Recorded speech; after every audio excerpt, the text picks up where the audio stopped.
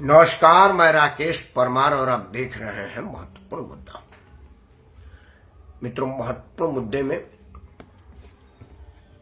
आज एक ही मुद्दा महत्वपूर्ण है कि जंगल राज की वापसी बिहार में क्यों।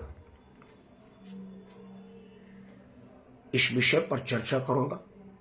उससे पहले आपसे एक निवेदन है कि इस वीडियो के अंत तक बने रहें और इसे लाइक करें, चैनल को सब्सक्राइब करें और इसे अपने सभी समूह में साझा करें, क्योंकि साझा करने से समस्या अपने समाधान को प्राप्त करता है और अगर समस्या का समाधान प्राप्त हो तो वह समाप्त हो जाता है।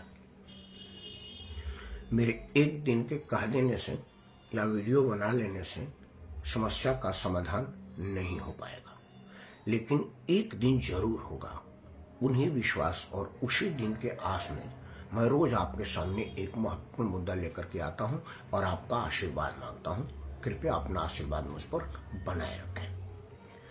मित्रों, आज का विषय बिहार में जंगल राज की वापसी है या यह अलग तरह का जंगल राज है, इसी पर चर्चा होगा। लेकिन उसके पहले दो बातें आपको स्पष्ट कर दूं, बता दूं।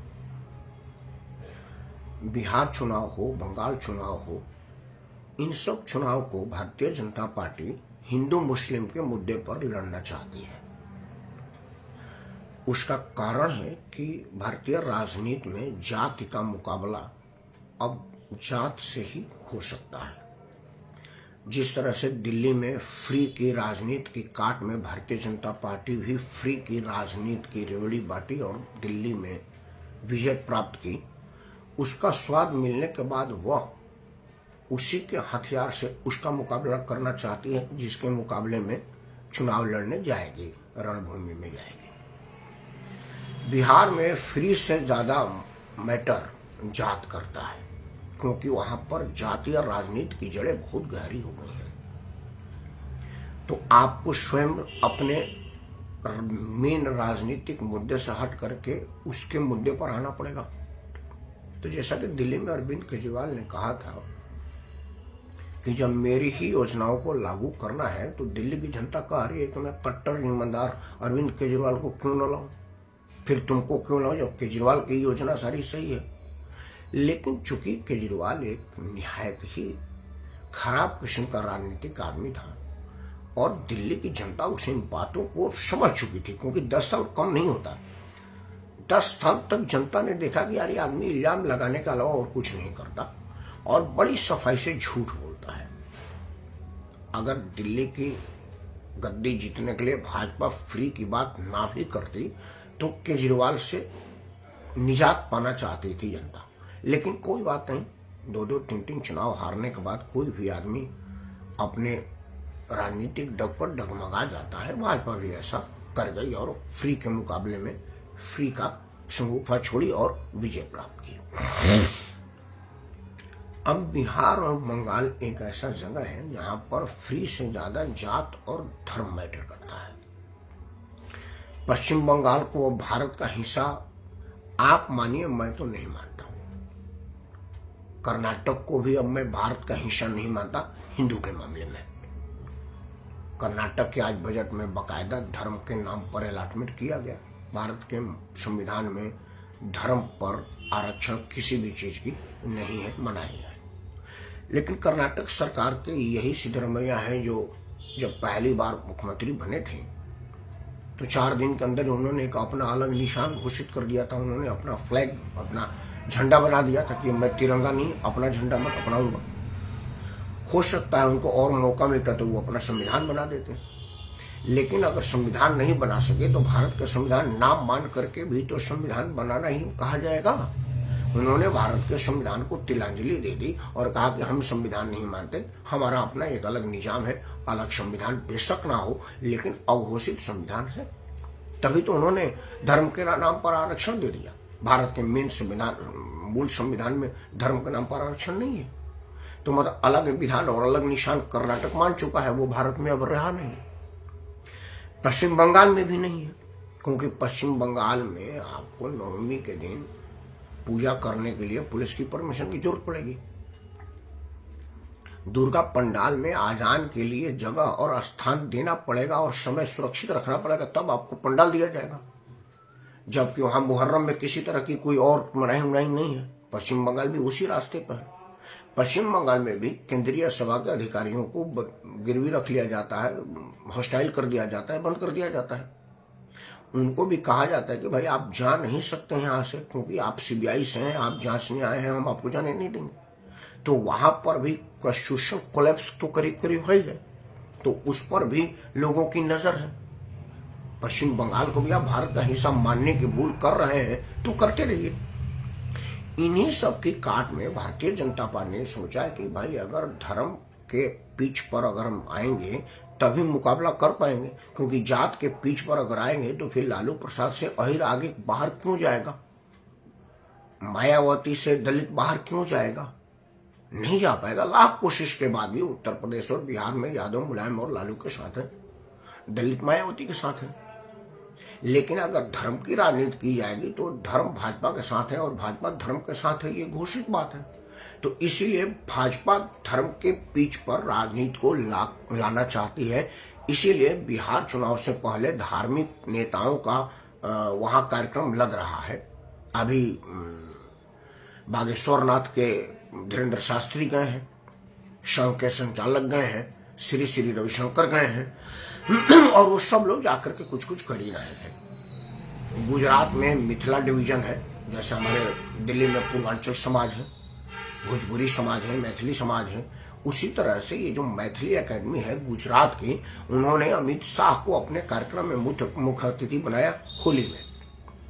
उस होली मिलन समारोह में अमित शाह ने वहां कहा कि देखिए भव्य राम मंदिर बन गया है, माता सीता का अब एकदम प्रस्तावित है और वो उससे भी भव्य हो और दुनिया में उसका एक अलग पहचान हो। धर्म की राजनीति की पाठशाला है।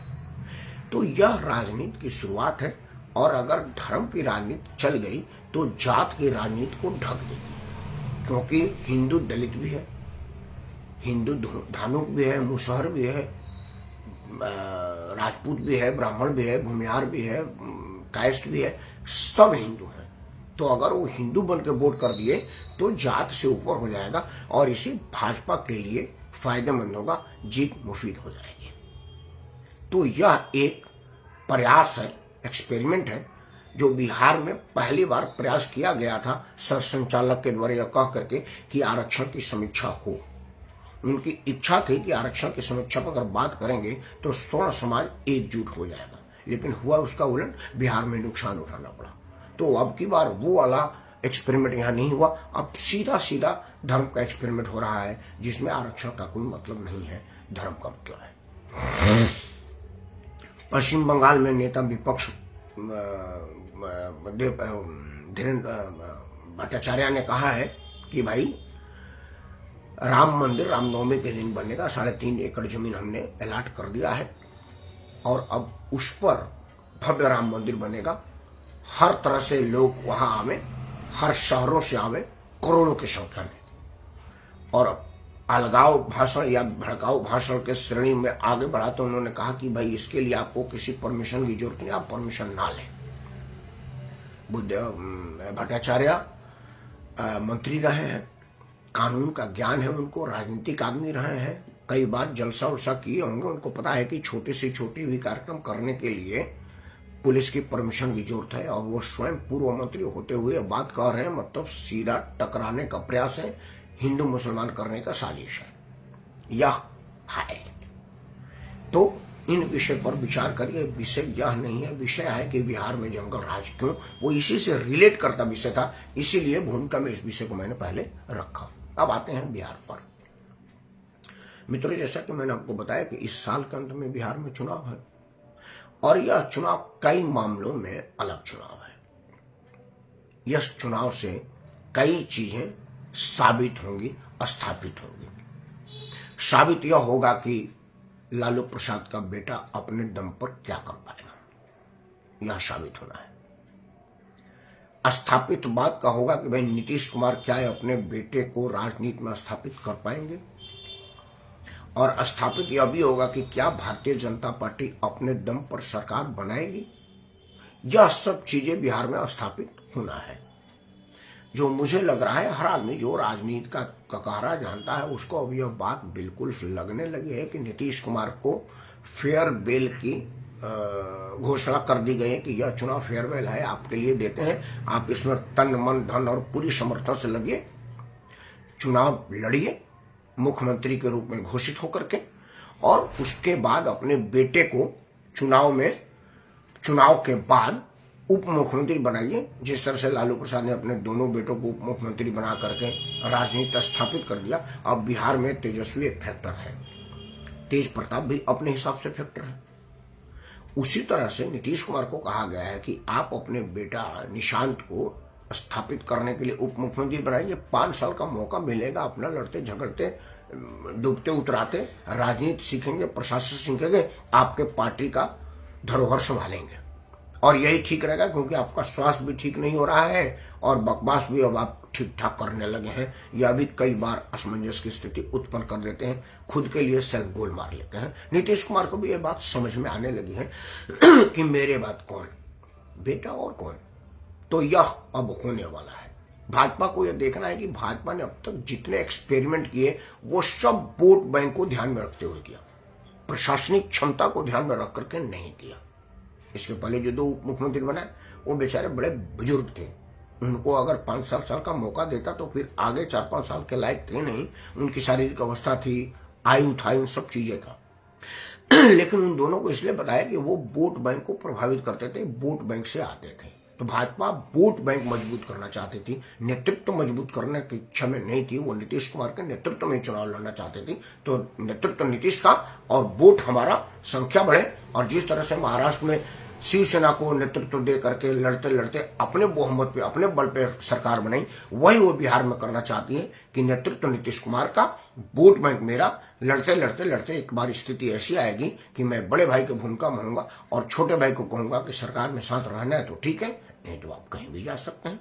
महाराष्ट्र तो आप देख ही रहे हैं, वही दूर थोड़ी है, समाचार के माध्यम से देखा होगा, और लोगों को मिले भी होंगे। यह बिहार की स्थिति होने वाली है। तो अब यह चुनाव कैसे लड़ा जाएगा? नीतीश कुमार का अंतिम चुनाव है, भाजपा का एक्सपेरिमेंटल चुनाव है, और तेजस्वी तेज प्रताप के लिए आन बान शान और अपने को बनाए रखने का चुनाव है। तीनों लोगों के लिए करो या मरो वाली स्थिति है। तो चुनावी मुद्दे पर लड़ा जाता है, परसेप्शन पर लड़ा जाता है, एक दूसरे के राजनीतिक कैरेक्टर पर लड़ा जाता है। इसीलिए नेता सब चुनाव में फलाना घोटाला, फलाना इल्जामों का झड़ी लगा देते हैं। हालांकि चुनाव बाद उस इल्जामों पर कुछ नहीं होता, उन आरोपों पर कुछ नहीं होता, उस पर कोई ना तो जांच आयोग बढ़ती है, ना उस पर कोई जांच पड़ताल होता है। वो सिर्फ कहने के लिए होता है चुनाव तक। ये 1952 तक का, इस पर ज्यादा बोल करके आपका टाइम क्यों खराब करो, वीडियो लंबा करने का क्या मतलब, लेकिन होता है। तो बिहार में एक मेन मुद्दा है एनडीए के लिए जंगल राज, और यह सच्चाई है, इसमें कोई दो राय नहीं है। लालू प्रसाद का अपना साला ने उस सारी वृत्तांत बताया हुआ है कि कैसे मुख्यमंत्री के आवास में अपहरणकर्ताओं से फिरौती की रकम तय की जाती थी, कैसे लालू प्रसाद के सामने यह बात की जाती थी कि किसको उठाना है, किसको बैठाना है, किससे कितना खींचना है, कितना वसूलना है। यह बात मैं नहीं कर रहा हूं, क्योंकि मैं कभी एक अड़े मार्ग में इस हैसियत में नहीं गया जहां ये सब बातें सुन जान समझ सकूं। कभी गया तो एक पर्यटक के रूप में गया, कभी विजिटर के रूप में गया। तो हम लोगों की एक सीमित जगह रही है, भाई यहाँ से आगे नहीं बढ़ना है। बट उस साधु यादव लालू का साला था, उसके लिए तो कोई लिमिटेशन नहीं है। वैसे भाई जोरू का भाई तो क्या कहना, सारी खुदाई एक तरफ, जोरू का भाई एक तरफ, ये तो हम सब लोगों को पता ही है।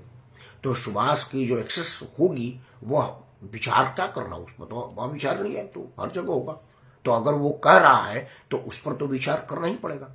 और क्या विचार करना, कह रहा है तो ठीक ही कह रहा होगा, यह बात तो हमको मानना ही पड़ेगा, आपको मानना पड़ेगा, क्योंकि कहने वाला कौन है, लालू जी का खुद का साला। खैर मुद्दा वो नहीं है, लेकिन यह जरूर है कि बिहार में जंगल राज था, अपहरण उद्योग पैरेलल चल रहा था, सरकार की उद्योग दिन पर दिन गिरता जाता था, अपहरण उद्योग दिन पर दिन उठता जाता था। बिहार में स्थिति थी, ऐसे शासन था, सरकार का उद्योग डाउन, अपहरण उद्योग अप। स्थिति इतनी खाई लंबी हो गई कि लोग वहां पे अपना पलायन कर गए। 90 के दशक के जितने पढ़ने वाले लड़के हैं वो सबों ने अपने नाम के आगे से जातीय टाइटल हटा लिया, अगर वो अहिर नहीं है तो। ये जितने लोग ये उत्तर प्रदेश में जो IAS अफसर हैं, फलाना कुमार फलाना, मैं नाम नहीं रखूंगा, वो सब कोई 90 का IAS है, कोई 92 का IAS है, कोई 95 का IAS है, ऐसे है। मतलब 88 का पहले वाले सिंह लिखते हैं बकायदा, जैसे उत्तर प्रदेश के चीफ सेक्रेटरी मनोज कुमार सिंह बकायदा नाम लिखते हैं। लेकिन उनके ठीक 2 साल बाद के एक अफसर हैं, वो मनोज सिंह के बाद ACS हैं, वो अपने नाम के आगे कुमार लिखते हैं। सिंह लगाने की हैसियत नहीं थी। वो अब विषय अलग हो जाएगा। जंगल राज की यह सिंह थी। और नीतीश कुमार हर बार जंगल राज कह करके वोट मांगते हैं। भाजपा भी जंगल राज कहती है। तो क्या उसी जंगल राज के धार को कम करने के लिए महाजंगल राज का खौफ दिखाया जा रहा है और ये बताया जा रहा है कि हमारे जाना में तो लोग असुरक्षित है, यहाँ तो पुलिस वाले ही असुरक्षित है। और वो भी जो पुलिस वाले को हमला हुआ है वो एक गोली मार के, पत्थर मार के, गर्दन काट के, कुछ धारदार फेंक करके या रेत करके नहीं है, पीट पीट करके मारना क्रूरता का पराकाष्ठा है। क्योंकि आप किसी को पीट पीट के मार रहे हो तो वो सिर्फ आदमी को नहीं मार रहे हैं, एक पूरी कम्युनिटी को दहशत में डालने का प्रयास कर रहे हैं, दहशत से भरना चाहते हैं। तो क्या यह दहशत इसलिए किया जा रहा है कि कहा जाएगा कि भाई देखो जंगल राज और महाजंगल राज में फर्क देख लो। और नीतीश कुमार का वो बयान को कुंद करना, उस स्टेटमेंट को कमजोर करना, बेअसर करने का प्रयास है कि अब जब वो जंगल राज का नाम लेंगे तो सामने से आएगा कि भाई चलो हमारे राज्य में पुलिस को पीट पीट करके तो नहीं मारा गया था, पुलिस ही असुरक्षित है, आम जन की क्या सुरक्षा होगी। सरेआम बैंक लूट ली जाती है, सरेआम तनिष्क जैसा टाटा का इतना बड़ा शोरूम है जिसका सुरक्षा का बड़ा पुख्ता इंतजाम होता है, और अगर वो बिहार में किया होगा तो और भी सुरक्षा का किया होगा। मैं दिल्ली में तनिष्क के शोरूम से हम लोग सामान खरीदते हैं, बिटिया की शादी थी तो हम लोग कुछ परचेजिंग किए थे, देखा था तनिष्क की सुरक्षा दिल्ली जैसा। हालांकि दिल्ली में इतना है कि सरेआम कोई दुकान लूट ले, ऐसी स्थिति राजधानी में नहीं है, लेकिन फिर भी सुरक्षाकर्मी तैनात थे, बंदूक लेकर बैठे थे अंदर और बाहर। बिहार के पटना आरा में भी तो ये बात हुई होगी ना, आरा वैसे भी मस्तानों की जगह है, वीरों की टोली है। तो वो लूट लिया गया। हालांकि पुलिस इतनी तत्पर थी कि थोड़े ही देर के बाद वो माल समेत अपराधी पकड़े गए। मतलब जंगल राज की छूट नहीं है, या दिख रहा है, या स्थिति अगर पहले होती तो वो पकड़े नहीं जाते, वो सुरक्षित चले जाते जहां से आए थे या जहां से भेजे गए थे। लेकिन इस जंगल राज में और उस जंगल राज में क्या अंतर है? अंतर यह है कि जो अपराधी ने आरा में तनिष्क का शोरूम लूटा, घंटे भर के अंदर वो पूरी माल समेत पकड़ लिए गए, पुलिस ने पकड़ा। तो अपराध को रोका नहीं जा सकता कहीं भी, लेकिन अपराधियों को छोड़ा नहीं जा सकता। अगर यह प्रशासन बता दे तो अपराधी डरेगा। उत्तर प्रदेश में क्या है? उत्तर प्रदेश में योगी आदित्यनाथ ने बता दिया अपराधियों को कि अपराध करोगे तो 2 ही स्थान है, जेल या प्रभु से मेल। अब आपको कौन सा स्थान पसंद है, आप डिसाइड करिए। और दोनों ही स्थान में अपराधी जाना नहीं चाहता, ना तो वो जेल जाना चाहता है और प्रभु से मेल तो कोई भी नहीं चाहता। और योगी जी 2 ही करते हैं कि जेल जाइए या प्रभु से मेल तो करा ही रहे हमारी पुलिस। कई तरह के तरीका है, गाड़ी पलट जाती है, वो हो जाता है, अब तरीकों पर क्या चर्चा करें। उसी तरह से जो पुलिस वाले को पीट पीट करके मारा गया 2 दिन में 2 पुलिस वाला, उस पुलिस वाले के अपराधी को भी तुरंत पकड़ लिया गया। हालांकि उनका नाम आ गया है। उनका नाम आने से 2 बातें स्पष्ट हो गई हैं कि वो किस जाति के हैं और किसके वोटर हैं और किसके सपोर्टर हैं। मैं कहूंगा तो मेरा वीडियो बायस हो जाएगा, लोग कहेंगे कि नहीं आप एक तरफा एक पार्टी की तरफ से बोल रहे हैं, तो मैं नाम नहीं रखूंगा। लेकिन एक बात तो कहना पड़ेगा, जो सच्चाई है कि पुलिस वाले को मारने का कुचक्र रखा गया या अचानक आवेग में मार दिया गया, वो जो भी हो सकता, मैं वहां नहीं था तो इस पर बहुत विस्तार से नहीं बोलूंगा। लेकिन यह तो विस्तार से बात करने की बात है कि घंटे भर के अंदर पुलिस ने सभी को पकड़ लिया। एक जगह गाड़ी असंतुलित हुई और एक पेड़ से जाकर टकरा गई। उसके हड़बड़ाहट में कुछ अपराधी भागने का प्रयास किए तो गोली मारी गई। हालांकि वो गोली ठीक मारी गई, पांव में मारी जाती है ताकि भाग न जाए। कुछ सीने पर भी मार सकते थे, कहते कि भी भाग रहे थे गोली मार दिया। अगर उत्तर प्रदेश में होते तब तो उनकी छाती में मार दी जाती कि वो भाग रहे थे, खोपड़ी उड़ गई, क्या करें। लेकिन ऐसा नहीं हुआ, टांग में मारी गई। और वही तरीका भी होता है, मैं सीने पर गोली मारने का समर्थन नहीं करता, टांग पर गोली मारी गई ताकि वो भाग न गए, घायल अवस्था में पकड़ा गया, अस्पताल में इलाज हो रहा है। नाम पता उनका आ चुका है, जात धर्म क्लियर हो चुका है, किस समाज के हैं और किसके वोटर ये भी पता हो चुका है। अब सवाल यह है कि क्या यह एक धार को कम करने के लिए बड़ा धार है, जंगल राज वर्सेस महाजंगल राज, या यह अचानक हुआ कोई काम है? क्योंकि इधर कुछ दिनों से बिहार में अपराध बढ़ा है, सड़कों पर गोलीबारी हो रही है, छोटे छोटे विवाद में मारे जा रहे हैं, कोई लड़की को मार दे रहा है, कोई बैंक मैनेजर को मार दे रहा है, कोई पुलिस को मार दे रहा है, कोई पूरा का पूरा सोने का शोरूम लूट ले रहा है। यह सब अचानक नहीं हो रहा है, यह होने का माहौल दिया जा रहा है और कुछ खोने के खतरे से बचाव का उपाय है। तो इन सब पर आपको विचार करना पड़ेगा कि क्या आप सही में मानते हैं कि जंगल राज के बनस्पत महाजंगल राज आ गया है नीतीश कुमार के नेतृत्व में। तेज प्रताप कह रहे हैं कि भाई अब कानून व्यवस्था संभालना नीतीश कुमार के बस की बात नहीं रही है, अब बिहार की भलाई नीतीश के विदाई में ही है। या आप यह मानते हैं कि नहीं, अगर नीतीश कुमार चले गए और सत्ता वापस फिर उस राज्य में उस परिवार में जाएगी जहां मुख्यमंत्री आवास में अपहरण का सौदा होता था, तो वो बढ़िया रहेगा कि यह बढ़िया रहेगा? या बेनिफिट ऑफ डाउट दिया जाए लालू के बेटे को, क्योंकि हो सकता है जिस तरह की राजनीति लालू प्रसाद कर रहे थे वो उनका बेटा करने पर मजबूर ना हो, क्योंकि लालू प्रसाद के सामने कुछ मजबूरियां थी। मजबूरियां इन द सेंस कि लालू प्रसाद बहुत गरीबी से ऊपर के आए थे। वेटरनरी अस्पताल के चपरासी को मिले एक कमरे के मकान में 10-15 लोग जमीन पर सो के पड़े हैं।